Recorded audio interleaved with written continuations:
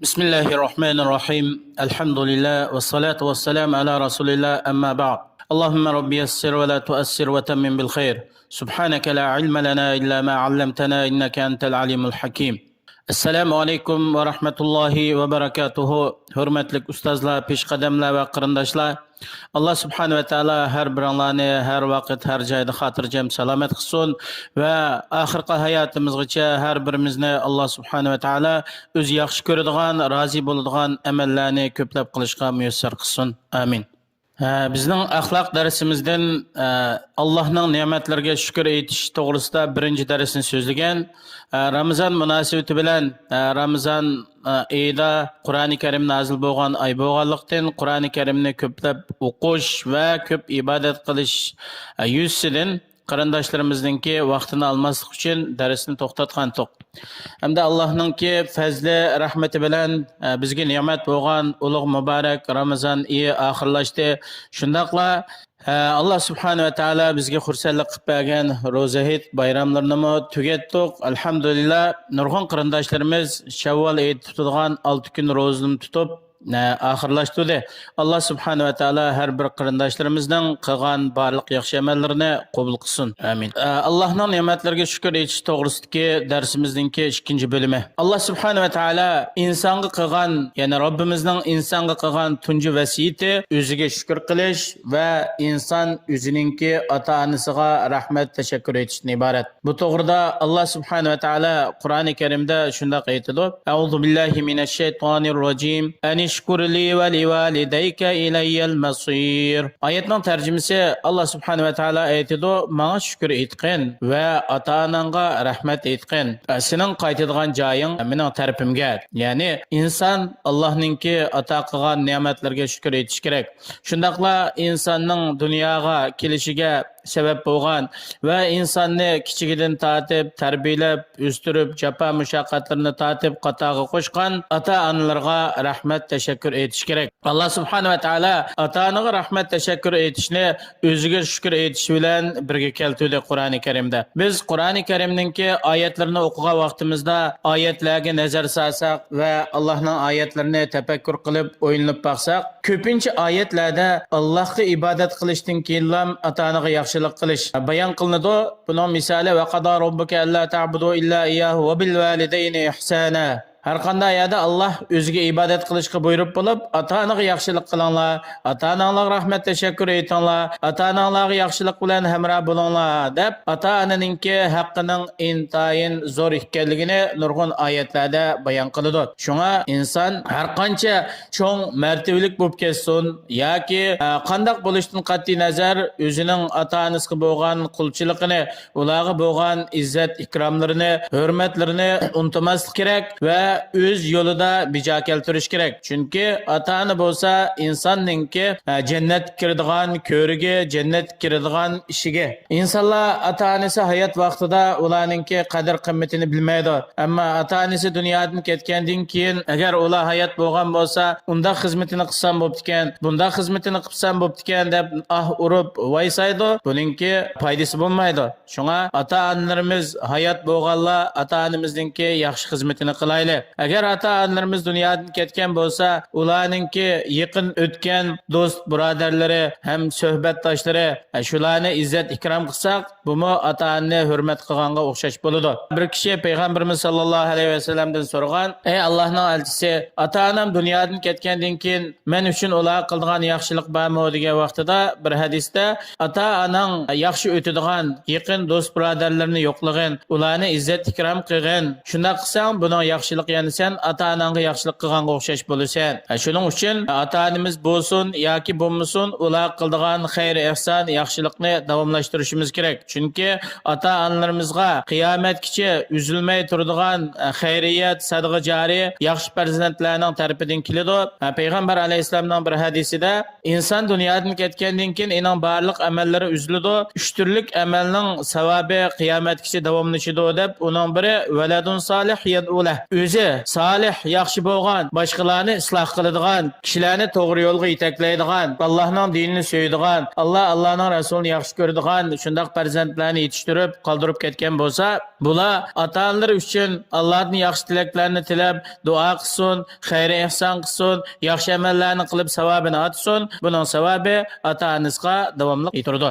Yana Alloh subhanahu va taolo Qur'oni Karimda Ibrohim alayhisalomningki o'zining qavmiga aytgan mana so'zini bayon qiladi. Fabtaghu indallohir rizqa wa'buduhu washkuru lahu. Ibrohim alayhisalom qavmiga xitob qilib deydi, sizlar Allohning huzurida rizq talab qilinglar. Bu rizq talab qilish nima bilan bo'ladi desa, wa'buduhu, Allohga ibodat qilish, Allohni bir bilish, Allohga hech nimani sherik keltirmaslik, haqiqiy yakkigona bir Allohga ibodat qilish. Allohga ibodatni yaxshi qilgan vaqtida inson ko'plab rizqqa erisha oladi. Vashkurulah, ya'ni Allohning ato qilgan ne'matlarga shukr aytinglar.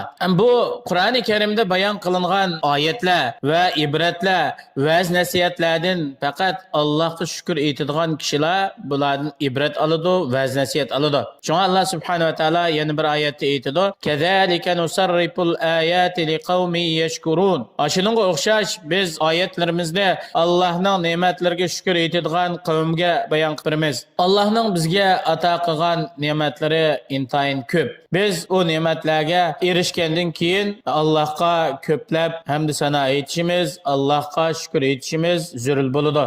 Allah subhanahu wa ta'ala yana bir oyatda aytadi: "Va razaqakum minat tayyibati la'allakum tashkurun." Allah subhanahu wa ta'ala sizlarga shundoq pok yemekliklardan va turli narsalardan berdi. Nima uchun? Sizlarning shu Allohning sizlarga ato qilgan ne'matlarga shukr etishinglar uchun Alloh sizlarga shundoq pokiza, lazzatli, halol narsalarni rizq berdi. Shundoqlab Allohning ne'matlariga shukr etish bo'lsa, payg'ambarimiz sallallohu alayhi va sallamningki sahobalarga qilgan vasiyatidan iborat. Imom Abu Dawud rahimahulloh keltirgan hadisda payg'ambarimiz sallallohu alayhi va sallam shundoq deydi: "Ya Muaz, wallahi inni la uhibbuka, usika ya Muaz, la tad'anna fi duburi kulli salatin taqul Allahumma a'inni ala zikrika va shukrika va husni ibadatik." Payg'ambarimiz sallallohu alayhi va sallam deydi: "Ey Muaz, Alloh bilan qasam qilamanki, men seni albatta yaxshi ko'raman. Sana bir qancha so'zni tavsiya qilaman. Har bir farz namozni o'qib bo'lgandan keyin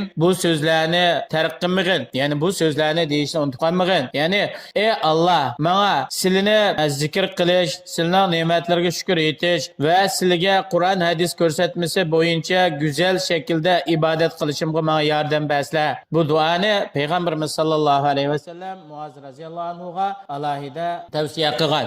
Bandiningki duolarining eng afzali qaysi desa, Alloh qilgan tilaklarning eng afzali Allohning ne'matlariga shukr etishga muvofiq keladigan duolar bilan Allohga duo qilish eng yaxshi bo'ladi. Bu to'g'rida islom peshvosi Ibn Taymiya rahimahulloh shunday deydi: "Ta'ammaltu afzal ad-du'a fa idha huwa Allahumma a'inni ala zikrika va shukrika va husni ibadatik." Ibn Taymiya rahimahulloh aytadi: "Men duolarning eng afzallari to'g'risida o'ylandim, fikr qildim, tafakkur qildim. O'ylanib baqsam, Allohumma a'inni ala zikrika va shukrika va husni ibadatik. Ey Allohim, menga silini zikr qilishga, doim silni yod etib turishga, ne'matlarga shukr etishga va Qur'on hadis ko'rsatmasiga muvofiq go'zal shaklda sizlarga ibodat qilishga menga yordam bersizlar" degan bu duolarningki eng afzali ekan. Shuni o'ylab tafakkur qildim. Chunki Allohga shukr etadigan kishilar bular bandalarning orasidan shu Allohning ne'matiga erishgan xos bandalar. Bular fitnalarga, har xil tavrinishga duch kelgan vaqtida hargiz ikkilanib qolmaydi. Bu to'g'rida Alloh subhanahu va taolo aytadi: "Va man yanqalib ala aqibayhi falan yadurulloha shay'a va sayajzillahu ash-shakirin." Fitna fasad, qiyinchilikqa yo'liqqan vaqtida har qanday odam dindan keyniga yinib oladi ekan, bu Allohga hech qanday narsani ziyon yetkazmaydi. Bütün dünyadaki insanlar dinden inib oladi ekan, Allohga zarra miqdori ziyon yetkazmaydi. Bütün dünyadagi insonlar Allohga ibodat qilgan, Allohninki kattaligini zarra miqdori oshirib o'tmaydi. İnsanların qilgan amali o'zining foyda manfaati uchun bo'ladi. Alloh subhanahu va taolo ne'matlarga shukr etuvchi bandalarni mukofotlaydi. Allohning dushmani bo'lgan iblis Allohga shukr etuvchilarningki maqomi, bularning o'rni, qadr qimmatiningki yuqori bo'lganligini bilgan vaqtida va shundaqla Allohga shukr etishninki ibodatlarning eng kattasi va olisi ekanligini bilgan vaqtida o'zininki eng yuqori g'oyasini insonlarni Allohning ne'matiga shukr etishdan qoldirish, ya'ni noshukrlik qilishga, yetaklashga, sa'y qilishga sarf qildi. Ya'ni umumiy g'oyasi insonlarni Allohning ne'matidan yiroqlashtirish yoki Allohning ato qilgan ne'matlarga shukr etmaslikqa targ'ib qilishdan iborat. Alloh subhanahu va taolo buni Qur'oni Karimda hikoya qilib shunday aytadi: "Thumma la'atiyannahum min bayni aydihim va min khalfihim va an aymanihim va an shama'ilihim va la tajidu aktharahum shakirin." Ondan keyin men ularningki oldi tarafidan, keyni tarafidan, o'ng tarafidan, chap tarafidan kelib, bularni azdurg'ultirman ey Alloh. Ondan keyin sizlar ularning ko'p qismini ne'matlarga shukr etadiganlardan topmaylar. Yani ularning ko'pi Allohning ne'matiga noshukrlik qiladigan, ne'matga shukr etmaydigan shunday kishilardan bo'lib ketadi deb aytgan so'zini Alloh subhanahu va taolo Qur'oni Karimda bizga bayon qilib berdi. Alloh subhanahu va taolo har birimizni har vaqt Allohning bizga ato qilgan barliq ne'matlarga shukr etadigan, ne'matni o'z yo'lida sarf qiladigan, Allohning ato qilgan ne'matlarga yarasha Alloh rozi bo'ladigan, yaxshi ko'radigan shaklda amal ibodatlarni qilishga muyassar qilsin. Assalomu alaykum va rahmatullohi va barakatuh.